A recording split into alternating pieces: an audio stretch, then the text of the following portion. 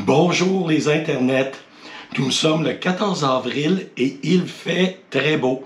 C'est une journée idéale pour ma petite surprise spéciale que j'ai préparée pour vous. J'ai décidé de faire une randonnée sur l'autoroute Sea to Sky. Cette autoroute est considérée comme une des plus belles au Canada. Donc, je vais vous laisser en juger et mettez dans les commentaires ce que vous en pensez. Mais ce n'est pas la surprise.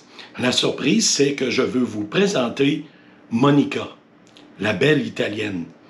Plus tôt dans la journée, j'entendais « Michel, Michel, prends-moi, prends-moi ». C'était le cri de Monica qui, après plusieurs semaines ou mois d'inactivité, s'en peut plus, elle veut aller se promener. Donc, sans plus tarder, je vais aller la rejoindre et je vais vous la présenter dans quelques instants. Comme promis, laissez-moi vous présenter Monica. Monica, c'est une pitoune de course. Une racing popoune. C'est pas une fille de ville. Elle aime pas ça le trafic. Elle rote, puis elle pète. Ça va pas super bien dans le trafic, je peux vous garantir ça. Je vais faire une évaluation de la moto aujourd'hui. C'est une 2001 Ducati 900 Super Sport IE. C'est une vieille madame. Elle est collector parce que ici, en Colombie-Britannique, les motos qui ont été produites en très petite quantité peuvent être licenciées collecteurs. Dans le cas de Monica, il y en a eu 900 dans le monde environ. Ducati a confirmé 950, je crois, dont 400 500 qui ont été importés en Amérique du Nord. Elle est toute originale. Vous pouvez voir ici, on peut voir les cadrans. Elle a 13 162 km. C'est son millage original.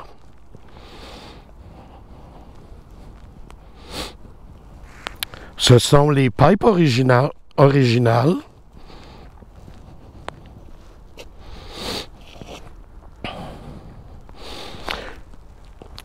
Lors de l'évaluation, je vais faire les plus et les moins. C'est une très belle moto, mais c'est pas une moto de débutant. Je ne conseillerais pas d'acheter cette moto-là pour votre première moto.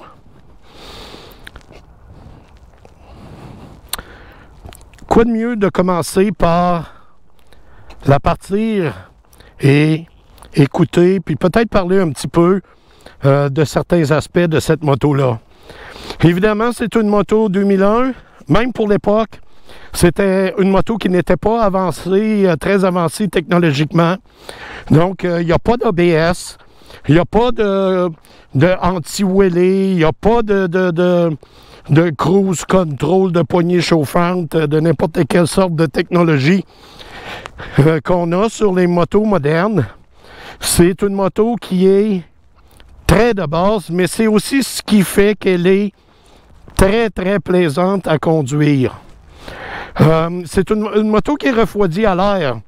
C'est une des raisons pour lesquelles elle n'aime pas beaucoup le trafic. C'est une moto qui est faite pour rouler. Il faut avancer avec. Pogner dans le trafic pendant des heures, elle chauffe. Puis elle n'aime pas beaucoup ça.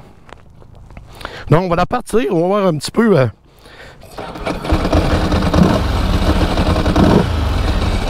comment ça sonne. Le son d'un Ducati. Vous pourrez faire vos recherches sur les internets. Pour ce qui est des specs, les brakes, c'est des 320 mm. La moto break très, très bien. J'ai rien à dire sur les freins. C'est une moto qui freine très bien. La clutch est une clutch sèche. Typique de Ducati, comme vous pouvez voir. Les pipes originales.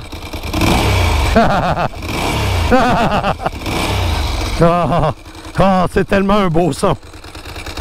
C'est ce qui fait partie du charme absolu de cette moto-là. le fait qu'elle a beaucoup de torque à bas régime, mais qu'elle a un son extraordinaire. Dans les specs, c'est vraiment pas clair à savoir les forces de moteur.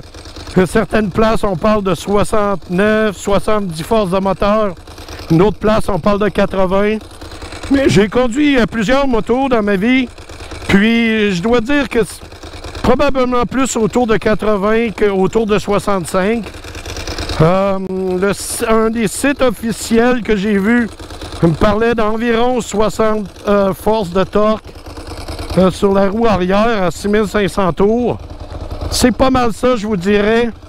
C'est une moto qui pousse à bas régime, beaucoup.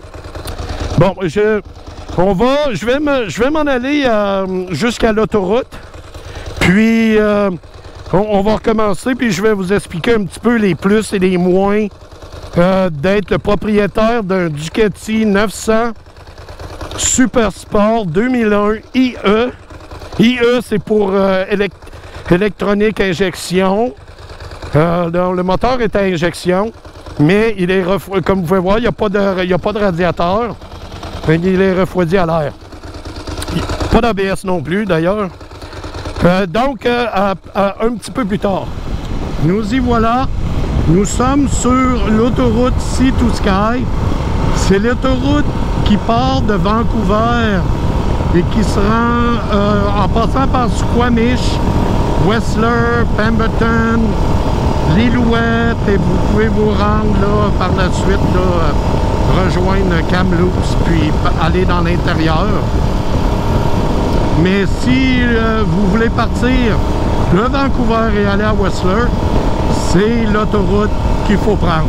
C'est aussi l'autoroute que lors des Olympiques de 2010, ils l'ont refait.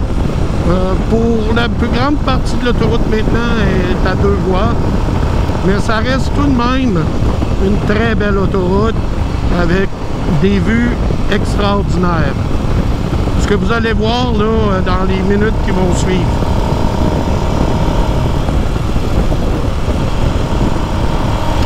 Ici, c'est le traversier qui part de Horseshoe Bay, qui est un petit village ici en bas, et qui se rend sur l'île de Vancouver à Nanaimo. Vous pouvez aussi prendre des traversiers pour aller à Sunshine Coast à partir d'ici, et quelques autres îles qui sont aux alentours. Aujourd'hui, je vais essayer de me rendre jusqu'à Whistler. Je ne sais pas si je vais poigner de la neige. Pour l'instant, il fait vraiment très beau. Mais plus on va monter dans les montagnes, après Squamish, plus on va avoir de chances de rencontrer de la neige. Ce qui m'amène à parler d'un point fort de la Ducati Super Sport 900E 2001, 900IE 2001. Il y a un phénomène assez impressionnant. La moto n'a pas de poignée chauffante, mais l'ergonomie de la moto, le fait que le moteur est refroidi à l'air, je ne sais pas exactement comment fonctionne l'airflow, mais on ne gèle pas les mains sur cette moto-là du tout. J'ai des gants d'été présentement, comme vous pouvez voir. Il fait environ 10 degrés dehors. J'ai pas de poignée chauffante, j'ai les mains au chaud, il n'y a aucun problème. C'est quelque chose qui est assez impressionnant lorsque vous avez chauffé plusieurs autres motos, où il y a des protège-mains, vous avez des poignées chauffantes, vous gelez quand même des mains. Sur cette moto-là, on ne gèle pas du tout, ni le corps non plus. C'est très, très confortable au niveau je parle de la température. Sauf évidemment lorsqu'il fait extrêmement chaud. Là, on cuit comme un œuf au soleil. Si on parle de la suspension est extraordinaire sur cette moto-là. Dans les motos, même dans les motos modernes, dans plusieurs motos que j'ai essayées récemment, les suspensions sont souvent le plus cheap possible, même si c'est des motos de luxe. Les suspensions sont souvent ajustées pour des gens de 150 livres. Le capitaine Kickstand a déjà pesé 150 livres, mais ça fait 30 ans de ça. Aujourd'hui, je suis à 220 livres et je peux vous garantir que la suspension sur cette moto-là, elle fonctionne très bien à haute vitesse, basse vitesse, n'importe quelle vitesse que je pourrais dire. J'ai aucun problème de suspension. J'ai ajusté la suspension, je suis même pas à la limite ni rien. C'est une moto dont la tenue de route, elle est très bien. Elle inspire confiance. Puis à ce niveau-là, ça va bien. Les petits côtés négatifs, pourquoi que je disais tout à l'heure que c'est pas une moto que je recommande pour un débutant. C'est assez simple. Premièrement, la clutch est très pesante ou très dure à manipuler. Elle est très précise, mais très dure à manipuler. Donc, si vous commencez, vous allez avoir beaucoup de difficultés à trouver le niveau de friction puis à être capable de partir avec la moto là, sans étouffer ou sans perdre le contrôle. Donc, tout de suite, là, en partant, c'est pas vraiment une moto de débutant à ce niveau-là. C'est pas friendly. La position de conduite, comme vous pouvez voir, elle est extrêmement agressive. C'est une position de conduite qu'on retrouve plus beaucoup sur les motos modernes. Même, je dois aussi vous dire, ça paraît pas beaucoup, mais cette moto-là a des risers en dessous des clip-ons. Donc, les clip-ons ont été légèrement élevés, je dirais peut-être de 3/4 de pouce. Donc, originalement, la moto est encore plus penchée. Évidemment, c'est une moto que quand vous voulez rouler puis y aller, vous aimez être dans la bulle. Donc, il faut se pencher encore. Si vous voulez virer extrême, si on veut, vos coudes doivent être à l'intérieur du creux de la tank. C'est la façon de conduire cette moto-là avec même les coudes légèrement sortis. Si vous ne voulez pas accrocher, puis si vous voulez être capable d'avoir tout le range ou tout le rayon de virage. Donc, c'est pas des positions de conduite très, disons, rassurantes pour quelqu'un qui commence. Par contre, je dois dire que au niveau moteur, l'accélération, elle est très progressive. Ce qui fait que cette moto-là est tout de même un plaisir à chauffer, à conduire. Lorsque vous accélérez, je peux vous montrer un peu, je ne sais pas si j'ai des gens en arrière. Regardez-moi ça, cette route-là. Je vais essayer de ralentir un peu. OK. Bon. Lorsqu'on accélère, l'accélération est très progressive et la moto se comporte extrêmement bien sur la route.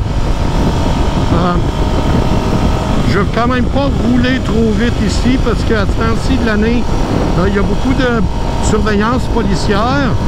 Puis, c'est pas non plus mon style de rouler bien au-dessus de la vitesse permise. J'aime mieux avoir du plaisir en moto, puis regarder les paysages, puis d'apprécier ce qui se passe autour de moi lorsque je suis sur la rue avec des voitures. Mais comme vous avez pu voir, l'accélération, elle est très progressive. Le maximum torque, je pense, est à 6500 tours. Donc, il n'y a pas vraiment de but de monter cette moto-là à 10 000, 11 000 tours. L'accélération maximale se fait pas mal, je dirais, entre 4500 et 8000. Donc, c'est très... De ce côté-là, lorsqu'on est un débutant, c'est pas rassurant, mais c'est pas une moto qui va partir en peur. Ça tire pas. Puis soudainement, vous arrivez à 5000 tours, puis là, la moto lève debout dans les airs. Cette moto-là fait pas ça. La protection au vent est excellente sur le casque. J'ai aucune vitesse où le casque se promène, où j'ai des bourrasques devant qui pourraient être dangereuses à perdre le contrôle de la moto. Ça n'arrive pas. De ce côté-là, c'est très bien. Le fait que c'est un 2 cylindres, le frein moteur, pour les gens qui ne savent pas, une moto, ça a 3 types de freins. Vous avez le frein avant qui est ici avec le levier de la poignée droite. Vous avez le frein arrière qui est au pied du côté droit, on ne voit pas, mais... Puis vous avez le frein moteur.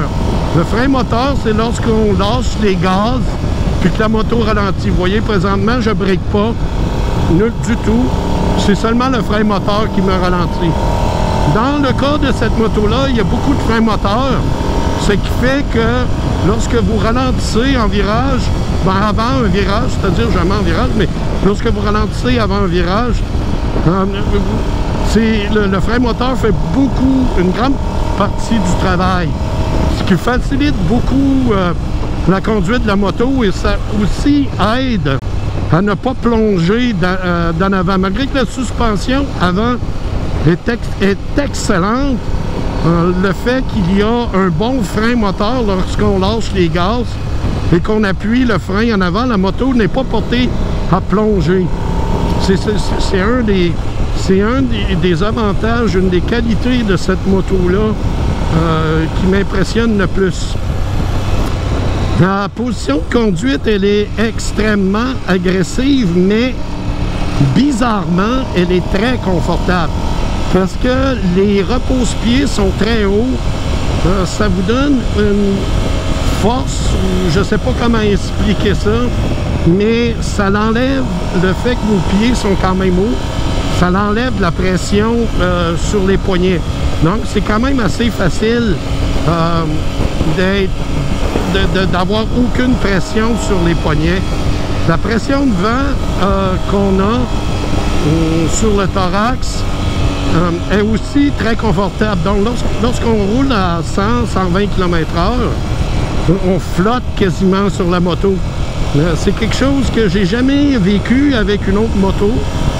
C'est quelque chose qui est vraiment intéressant à essayer.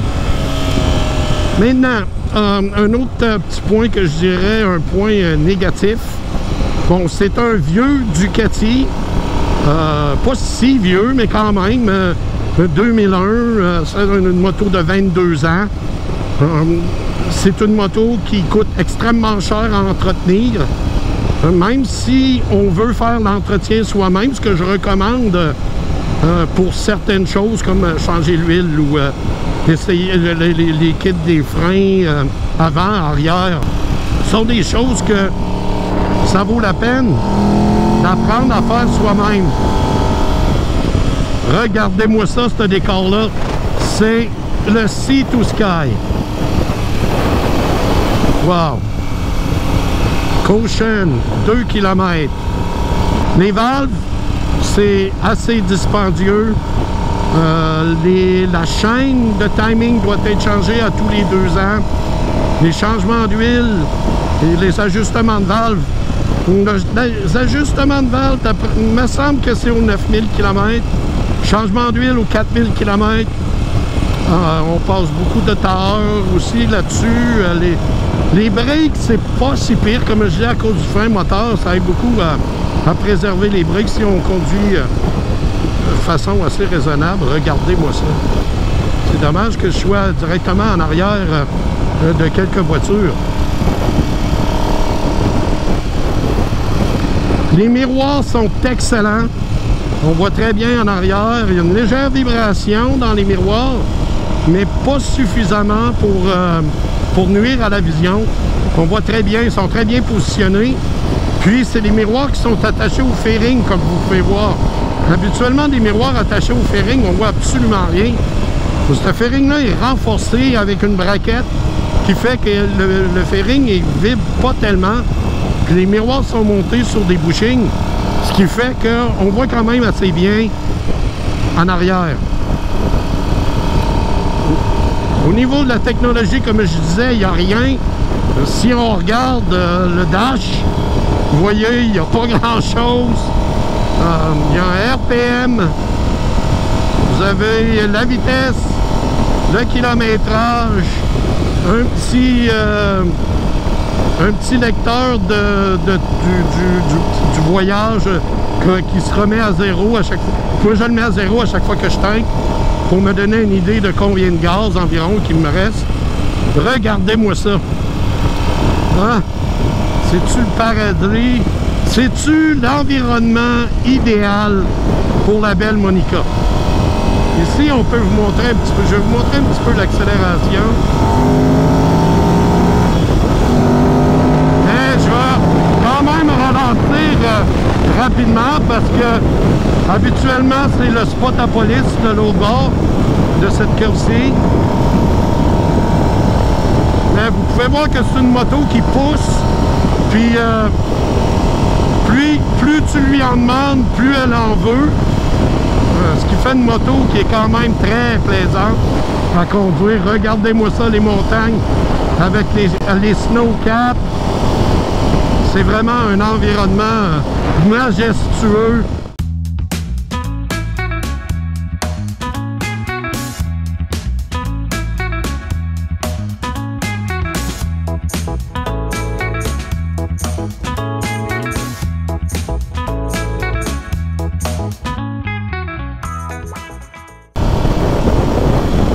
Pour une petite randonnée d'après-midi, cette autoroute-là, on ne se tanne pas, je peux vous le dire.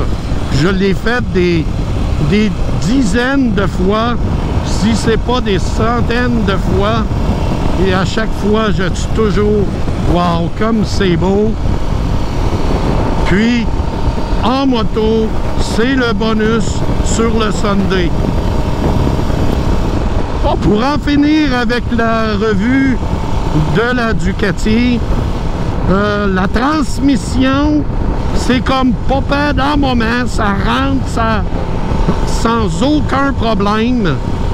Une transmission très précise.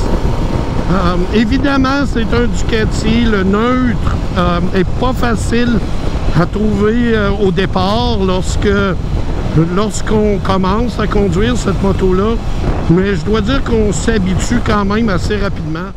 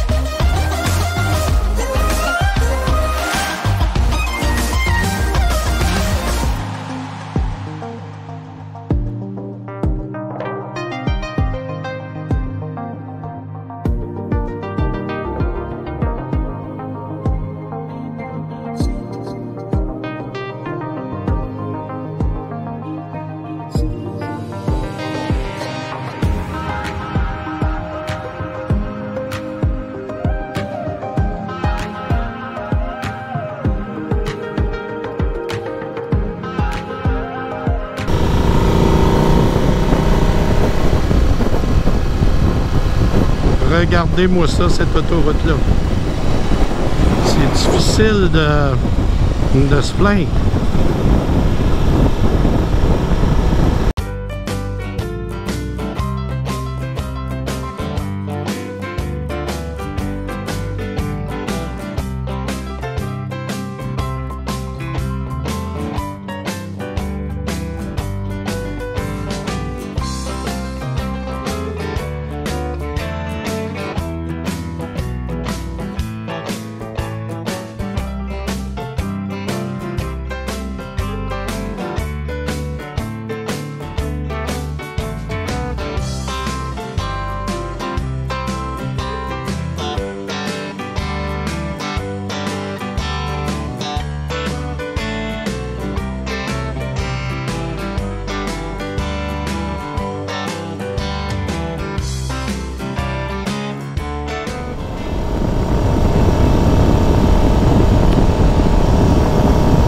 Maintenant qu'on est passé Squamish, on approche, on est entre, en réalité je suis entre Squamish et Whistler. Donc, à partir de maintenant, ça monte constamment. Les températures, la température devrait descendre. Puis on va voir si je vais être capable de me rendre sans poignée de neige. Comme je disais plus tôt, même présentement, je dirais, j'évaluerais la température peut-être à 5 degrés Celsius. Puis je suis encore très confortable sur Monica. Cette petite italienne, elle est très chaude, comme on les aime. Dans mes qualités, les plus, j'ai oublié de mentionner le son. Le son. C'est la moto avec le son le plus plaisant que j'ai conduit de ma vie, et de loin. C'est pas un son extrêmement tannant. Je dois avouer que c'est légèrement bruyant, surtout à cause de la dry clutch, mais le son est tellement plaisant qu'on ne se tanne pas.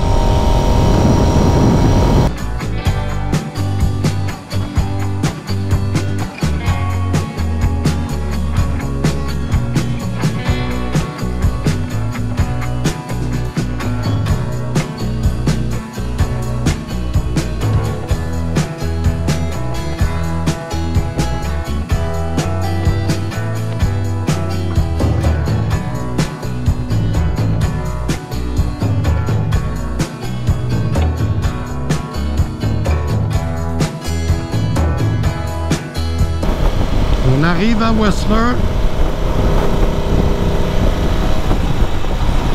Il fait beaucoup plus froid, mais il n'y a toujours pas de neige.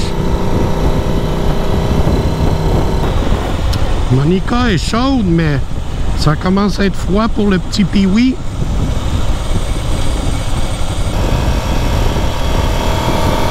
Ici, il y a de la neige. Ça, on peut voir là, comme sur le côté du chemin.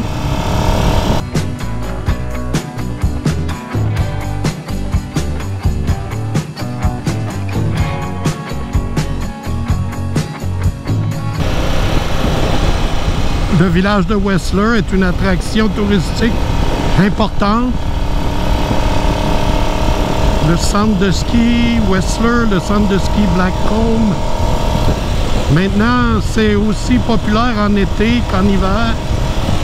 Il y a des descentes de vélo de montagne qui sont extrêmement populaires. Les pistes de ski.